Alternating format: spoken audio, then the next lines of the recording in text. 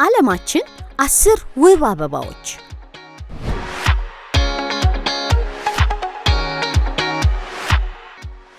አንደኛ፣ ጽጌረዳ። ጽጌረዳ ለእይታ የሚማርኩ ከ300 በላይ ዝርያዎች ያሉት የአበባ አይነት ነው። የተለያዩ ቀለማት ያላቸው ጽጌረዳዎች በዓለም ዙሪያ ይገኛሉ። በዓለም በጣም ተወዳጅ አበባ ሲሆን እንደየቀለማቸው አይነት የፍቅር፣ የጓደኝነት፣ የደግነት፣ የሐዘንና የተለያዩ ስሜቶች መገለጫ ምልክት ተደርጎ ይወሰዳል።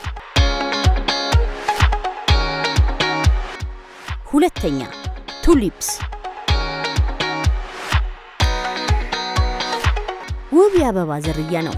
በኦስትሪያ፣ በጣሊያንና በጃፓን በብዛት የሚበቅልባቸው ሀገራት ናቸው። 150 ዝርያዎችና 3000 የተለያዩ አይነት ቱሊፕስ አበባዎች ይገኛሉ። በበጋ የሚፈካ ሲሆን እስከ 2 ዓመት ድረስ ይቆያል። በዓመት በጣም በርካታ ቱሊፕስ አበባዎች የሚተከሉ ሲሆን ኔዘርላንድ ብቻ በዓመት 12.5 ቢሊዮን አበባ ታመርታለች።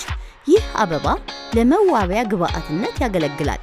ለህመም ማስታገሻነትና ለመድኃኒት መስሪያነት፣ ለአካባቢ ጥበቃ ያገለግላል።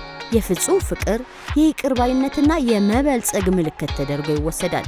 ቱሊፕ በአበባ ማስቀመጫ ውስጥ ቢሆኑም እንኳን ፀሐይን ይከተላሉ።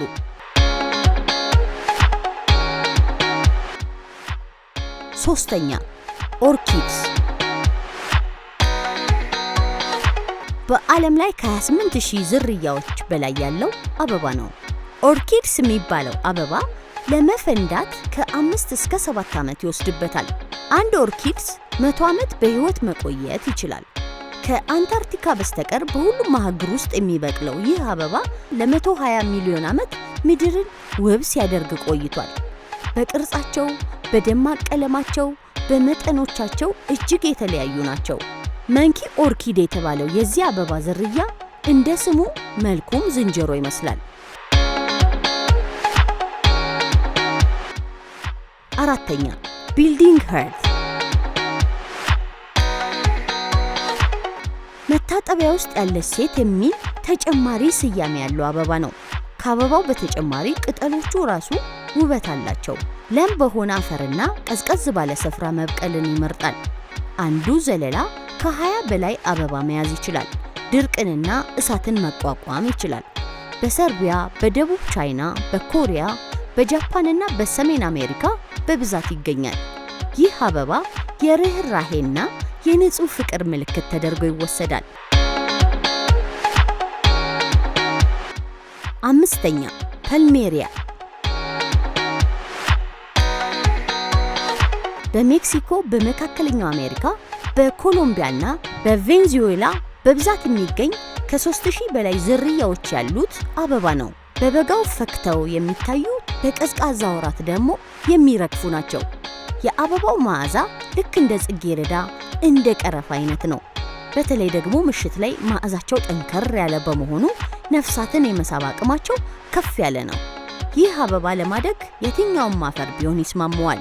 ፕሌሜሪያ ቢጫ፣ ነጭ፣ ሮዝ እና ቀይ ቀለም አለው። የአዲስ ጅማሮ፣ የውበት፣ የጸጋ ምልክት ተደርጎ ይወሰዳል። ስድስተኛ፣ ሊሊስ።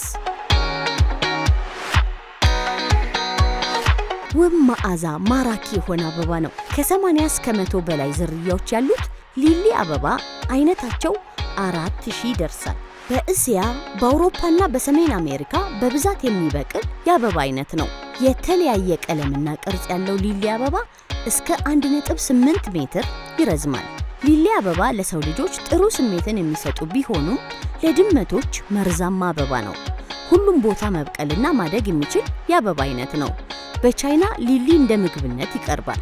በተለይ ደግሞ በአዲስ ዓመት ላይ ጥሩ እድል ይዞ ይመጣል ተብሎ ስለሚታሰብ የበዓል ገበታ ላይ ይቀርባል።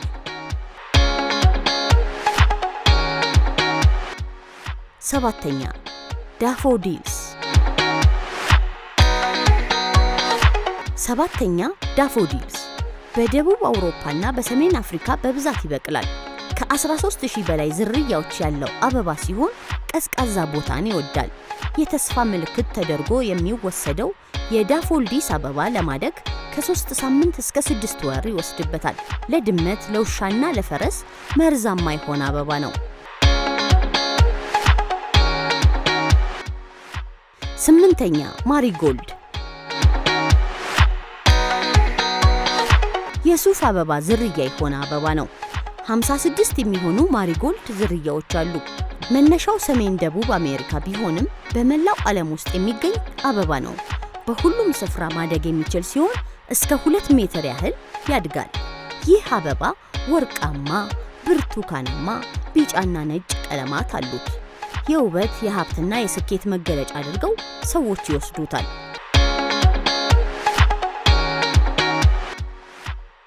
9ኛ ሎተስ በህንድ ከፍተኛ ተወዳጅነት ያለው ውብ አበባ ነው። የሀብት፣ የብልጽግናና የንጽህና ምልክት ተደርጎ ይወሰዳል። ሮዝና ነጭ ቀለም ያለው ቢሆንም አንዳንዴ ሰማያዊና ቀይ ቀለምም ይኖረዋል። በተለያዩ ሀገራት ሎተስ አበባ ለመድኃኒትና ለምግብነት ያገለግላል። የፀሐይ ብርሃንን በደንብ በሚያገኝበት ስፍራ ማደግ ይፈልጋል። በኩሬዎች፣ በሐይቆች፣ ጥልቀት ባላቸው የውሃ አካላትና ጭቃማ በሆኑ ስፍራዎች ይበቅላል። ሎተስን ለየት የሚያደርገው ጠዋት ላይ የሚፈካ ምሽት ላይ ደግሞ ስብስብ የሚል ነው። አንዱ ሎተስ አበባ ለ1000 ዓመታት መቆየት ይችላል። 10ኛ ማግኖሊያ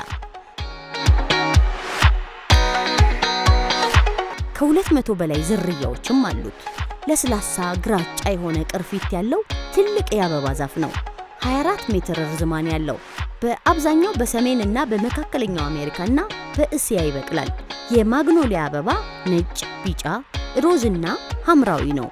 በበጋ የሚፈኩ ሲሆን ጥሩ መዓዛ ያመጣሉ። ከፈኩ በኋላ በውስጣቸው ፍሬ ያፈራሉ። ተጨማሪዎች ኮርፕስ አበባ ይህ አበባ በ10 ዓመት አንድ የሚፈካ ነው። ይህን ያህል ዓመት ቆይቶ ፈክቶ የሚቆየው ግን እስከ 36 ሰዓት ብቻ ነው። ይህንን ውብ ግን አስቀያሚ ሽታ ያለውን አበባ ለመመልከት ከዓለም ዙሪያ ብዙ ሰዎች ይመጣሉ። በዓለማችን በጣም አስቀያሚ ሽታ ያለውና ረጅም አበባ ነው። እርዝማኔው 4.6 ሜትር ነው። ምንም አይነት ቅርንጫፍ የለውም። እስከ 40 ዓመት ድረስ መኖር የሚችል አበባ ነው።